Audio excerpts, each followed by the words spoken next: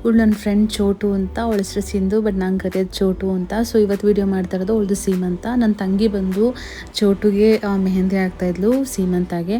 ನಾವೆಲ್ಲ ನಾಳೆ ಸೀಮಂತ ಅಲ್ವಾ, ಸೊ ಅದಕ್ಕೆ ಎಲ್ಲ ನಾವೇ ಮಾಡಬೇಕಿತ್ತಲ್ಲ. ಅವ್ರ ತಮ್ಮ ಅವ್ರ ಗಂಡ ಎಲ್ಲ ಕೆಲಸ ಮಾಡ್ತಾಯಿದ್ರು.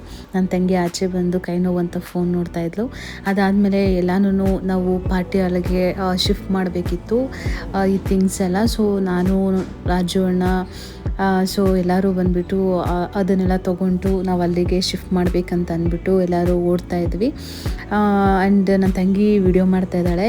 ಮನೇಲಿ ಒಳಗಡೆ ಊಟ ಮಾಡ್ತಾಯಿದ್ಲು, ಅವರಮ್ಮ ಎಲ್ಲ ಇದ್ದರು. ನಾವು ಕೆಳಗಡೆ ಹೋಗ್ಬಿಟ್ಟು ಟಾಟಾ ಎಸಿಗೆ ಅದೆಲ್ಲ ಹಾಕ್ಬಿಟ್ಟು ಸೊ ಅವ್ರಿಗೆ ಹೇಳಿದ್ವಿ ಅಲ್ಲಿ ತೊಗೊಂಬರೋದಕ್ಕೆ. ಸೊ ಮನೆ ಹತ್ರನೇ ಸೀಮಂತ ಮಾಡಿದ್ದು.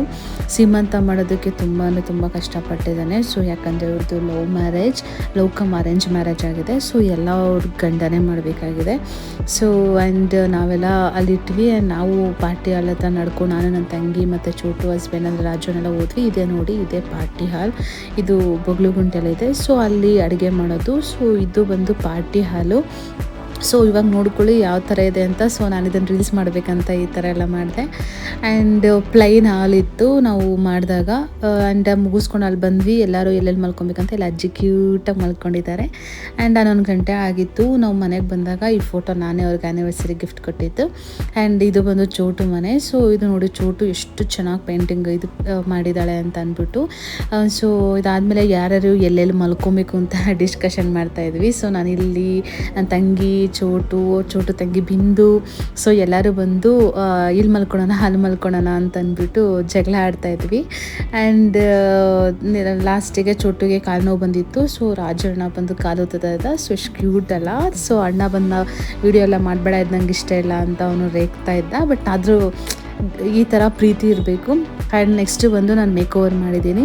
ಸೊ ಅವಳು ನಾನೇ ಮಾಡಬೇಕಂತ ಕೇಳ್ಕೊಂಡ್ಳು. ಸೊ ಅದಕ್ಕೆ ನಾನೇ ಮೇಕ್ ಓವರ್ ಮಾಡಿದೆ. ಬೆಳಗ್ಗೆ ಎದ್ದು ಸೊ ಎಲ್ಲರೂ ನೀಟಾಗಿ ರೆಡಿಯಾಗಿ, ಸೊ ಅವಳಿಗೆ ಫುಲ್ ನೀಟಾಗಿ ರೆಡಿ ಮಾಡಿ ಎಲ್ಲ ಫುಲ್ ಸೆಟಪ್ ಮಾಡಿ ತುಂಬ ಚೆನ್ನಾಗಿತ್ತು ಎಕ್ಸ್ಪೀರಿಯೆನ್ಸು. ಸೊ 10 ವರ್ಷ ಫ್ರೆಂಡ್ನ ನಾನೇ ಅವಳು ಸೀಮಂತಕ್ಕೆ, ಮದುವೆಗೆ ಎಲ್ಲ ನಾನೇ ರೆಡಿ ಮಾಡಿದ್ದು. ನೋಡಿ ಫೈನಲ್ ಲುಕ್ ಬಂದ್ಬಿಟ್ಟು. ಸೊ ನನ್ನ ಫ್ರೆಂಡ್ದು ಕ್ಯೂಟ್ ಲುಕ್ ನೋಡಿ ಎಷ್ಟು ಚೆನ್ನಾಗಿದೆ ಅಂತ. ಸೊ ಸೀರೆ ಕಲೆಕ್ಷನ್ಸು ಕೂಡ ನಾವೇ ಮಾಡಿದ್ದು. ಆ್ಯಂಡ್ ನೋಡಿ ಫೈನಲ್ ಲುಕ್ಕು ಎಷ್ಟು ಖುಷಿಯಾಗಿದ್ದಾಳೆ. ಆ್ಯಂಡ್ ನಾವು ಪಾರ್ಟಿ ಹಾಲ್ ಹತ್ರ ಹೋದ್ವಿ. ಅಲ್ಲಿ ಫಸ್ಟ್ ಒಂದು ದೇವ್ರದ್ದು ಗಣೇಶ ಅದು ಪೂಜೆ ಇತ್ತು. ಸೊ ಪೂಜೆ ಮುಗಿಸ್ಕೊಂಡ್ವಿ. ಗಣೇಶ ಒಳ್ಳೇದು ಮಾಡಪ್ಪ ಅಂತ ಅಂದ್ಬಿಟ್ಟು ಕೇಳ್ಕೊಂಡ್ವಿ.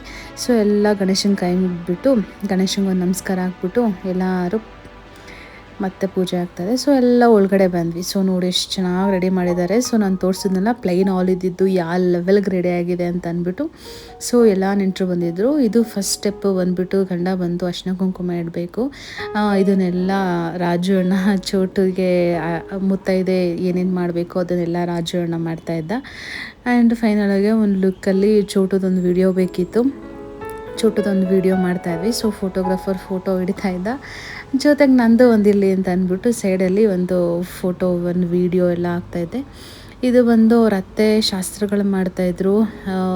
ಇಲ್ಲಿ ನೋಡಿ ನಮ್ಮ ಚರಿ ಬಂದು ತಿಂಡಿ ಬೇಕಂತ ಕೇಳ್ತಾಯಿದ್ಲು. ಸೊ ಎಲ್ಲರೂ ಆಶೀರ್ವಾದ ಮಾಡ್ತಾಯಿದ್ರು ಒಳ್ಳೇದಾಗಲಿ ಅಂತ. ಸೊ ಮಗು ಆಗ್ತಿರೋರಿಗೆ ಇದು ಬಂದು ಇನ್ನೊಬ್ಳು ನನ್ನ ಬೆಸ್ಟ್ ಫ್ರೆಂಡು. ಸೊ ಅವಳು ದೊಡ್ಡಳಾಗ್ಬಿಟ್ಟಿದ್ದಾಳೆ. ಸೊ ನಾನು ಅರ್ಶಿನ ಕುಂಕುಮ ಇಡಬೇಕಂತ ಅಂದ್ಬಿಟ್ಟು ಬಂದು ಆಶೀರ್ವಾದ ಮಾಡಿ ಅರ್ಶಿನ ಕುಂಕುಮ ಮಾಡ್ತಿದ್ಲು.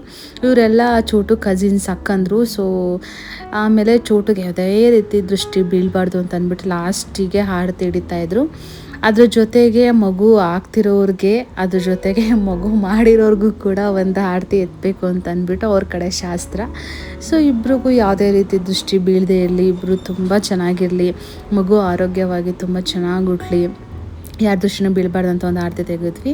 ಫೈನಲಾಗಿ ಒಂದು ಫೋಟೋಶೂಟ್ಗಳು ನಡೀತಾ ಇತ್ತು. ಅದಾದಮೇಲೆ ಸೊ ನಂಗೆ ಆರ್ಡ್ರ್ ಇತ್ತು. ಎಲ್ಲರೂ ಬೇಗ ಊಟ ಮಾಡ್ಕೊಂಡ್ವಿ. ಊಟ ಆಗಿದ ತಕ್ಷಣ ಚರಿ ನೋಡಿ ತಿಂತಾ ಇದ್ದಾಳೆ.